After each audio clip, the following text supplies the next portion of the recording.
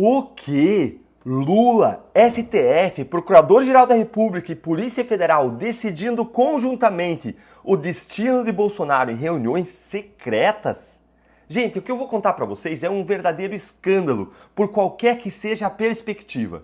No mesmo dia em que o tio França morreu ao se explodir com fogos de artifício lá na frente do STF, uma reunião secreta acontecia em Brasília. Só que nem eu, nem você, nem ninguém deveria ficar sabendo desse evento.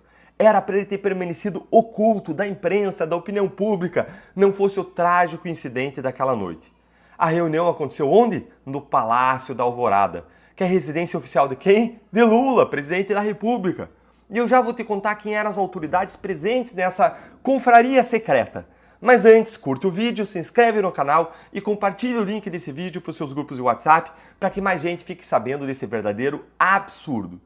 E quem participou do encontro? Lula, é claro, os ministros do STF Alexandre de Moraes, Gilmar Mendes e Cristiano Zanin, o Procurador-Geral da República Paulo Gonet e o Diretor-Geral da Polícia Federal Andrei Rodrigues.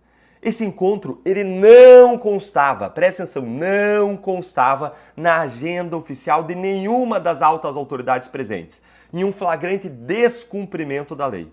E como que então a gente ficou sabendo disso, Deltan? Ficou sabendo por uma reportagem da Folha de São Paulo que eu vou mostrar aqui para você. Olha aí, reta final de inquérito do golpe tem Bolsonaro pressionado e silêncio sobre reunião com Lula. Que reunião é essa? Acompanha ali embaixo a linha fina.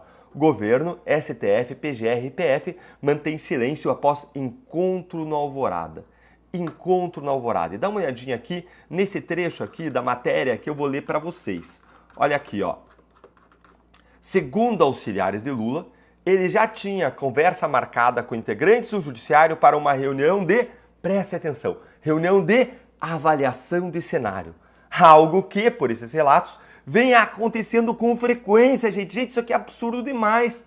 Em resumo, o encontro da Alvorada teve como anfitrião o principal adversário político de Bolsonaro na atualidade, Lula, e contou com as presenças do chefe da corporação que comanda as investigações policiais contra Bolsonaro, Andrei, corresponsável por analisar a conclusão dessas investigações e decidir se as arquivos oferecem denúncia à justiça, o Gonet, e por fim contou com o juiz responsável pela sentença, com Alexandre de Moraes.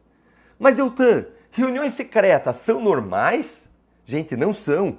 Ou pelo menos não deveriam ser. Nos Estados Unidos, juízes da Suprema Corte não participam de reuniões de governo lá na Casa Branca, nem comparecem a encontros ou jantares fora da agenda oficial. O único caso conhecido envolveu um juiz, eu vou mostrar ele para vocês aqui, ó, esse juiz, esse cara aqui, ó. Esse juiz chamado Abe Fortas. Ele mantinha uma relação próxima com o Lyndon Johnson, que foi o presidente que indicou ele. O Fortas participava de reuniões da Casa Branca e informava o presidente sobre deliberações internas lá da corte. Quando a imprensa descobriu que ele foi pago para dar um seminário com o dinheiro de um ex-cliente dos seus anos de advogado, que era investigado por irregularidades na Bolsa de Valores, foi a gota d'água. O escândalo resultou em uma crise que obrigou ele a renunciar em 1969. Mas lá, esses encontros não acontecem. Por quê? Porque desde essa época e antes disso aqui, desse carinha aqui, do Abe Fortas, isso era visto como um escândalo, como um absurdo, como algo errado. E aí a gente tem, então, um encontro no Brasil. E ele também deveria ser um escândalo. Não se trata de um encontro oficial em eventos ou solenidades de Brasília, o que seria normal. Não se trata também de um encontro com uma pauta definida, pública e transparente. Não! Se trata de um encontro às escondidas. Escondidas. E qual o assunto? O motivo declarado do encontro seria uma avaliação de cenário. Como assim? Que cenário? Mudanças lá do Corinthians, time do Lula? A final da Libertadores da América em Buenos Aires? Gente, é óbvio que não. O cenário discutido era claramente político. E o que ministros do STF têm a ver com avaliações políticas? Nada. Ou pelo menos não deveriam ter nada. Além disso, se alguém quer uma boa avaliação de cenário político, a pessoa vai e lê ou ouve a análise de um comentarista político, de um jornalista, de um cientista político, mas é evidente que não se trata disso. Ali estavam juízes que vão decidir investigações e processos. Avaliar cenários junto a eles significa basicamente pedir para eles anteciparem resultados de julgamentos, sondar os prováveis votos ou então entender as tendências. Se a pauta real do encontro não é declarada, só nos cabe especular.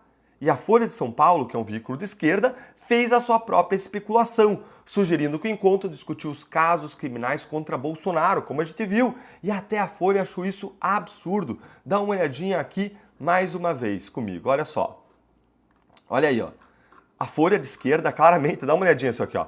A Folha falando o que Bolsonaro fez na presidência. Somou evidências golpistas às claras, fez ataques a ministros do STF com palavrões, colecionou frases antidemocráticas, confrontou medidas de combate ao vírus, acumulou frases preconceituosas, fez uma série de ataques à Folha e imprensa. Gente, nada de bom, vocês estão vendo, né? Nada de bom, só coisa ruim, como se Bolsonaro só tivesse feito coisa ruim. Isso aqui é um veículo claramente de esquerda. E aí ele fala que esse encontro provavelmente sugerem aqui que o encontro tinha por pauta os casos do Bolsonaro. E aí até a Folha acha isso um absurdo. Ela falando aqui, ó, apesar da ausência quase total de transparência e do potencial risco de contaminação da necessária imparcialidade e separação de funções do processo penal, criticando aqui claramente, e aí vem dizer que encontros como esses, absurdos, têm acontecido com alguma frequência em Brasília, o que é errado, o que é absurdo. E essa especulação de que o encontro tinha por objeto tratar dos casos criminais contra Bolsonaro faz todo sentido. A única razão para ver ministros do STF nessa avaliação de cenário é discutir os casos que estão em julgamento lá na corte. E aquele envolvendo Bolsonaro, ou aqueles do Bolsonaro, são hoje centrais. Além disso, essa reunião aí, secreta, foi composta pelo principal adversário político do Bolsonaro, pelo chefe da polícia que conduz as investigações, pelo procurador responsável por apresentar a denúncia e pelos juízes que vão julgar o caso, incluindo o próprio relator do caso. Todo mundo sabe que Lula é o principal adversário político de Jair Bolsonaro. Todo mundo sabe que Jair Bolsonaro está investigado em vários inquéritos no STF, todos relatados por quem? Por Alexandre de Moraes, também presente na reunião. Em algumas dessas investigações, como aquelas da fraude no cartão de vacinas e das joias sauditas, o Bolsonaro já foi indiciado pela Polícia Federal, que é liderada pelo André Rodrigues, outro participante do encontro. Gilmar Mendes e Cristiano Zanin são dois juízes que vão julgar o Bolsonaro no Supremo, enquanto Paulo Gonet vai decidir se vai apresentar denúncia contra o ex-presidente nesses casos em que ele é investigado. O que nós estamos assistindo é a uma total contaminação política do STF e dos seus julgamentos criminais, especialmente aqueles envolvendo Jair Bolsonaro. A Suprema Corte ela se comporta como quem está numa explícita lua de mel com o governo Lula, com os ministros participando de conversas políticas com o presidente da República, principal interessado na condenação de Bolsonaro e na sua retirada da vida pública. Vamos lembrar que o Código de Ética da Magistratura, gente, proíbe juízes de exercerem atividades político-partidárias. E isso é, inclusive, crime de responsabilidade punido com impeachment. Mas isso não é suficiente para impedir Moraes, Zanin e Gilmar Mendes de agirem como eles querem. A grande verdade é: a vontade suprema não se submete à lei. A imparcialidade judicial ela tem dois aspectos. O primeiro é a isenção do juiz no julgamento, ele julgar de uma forma justa. O segundo aspecto, muito importante, é a percepção pública da isenção judicial.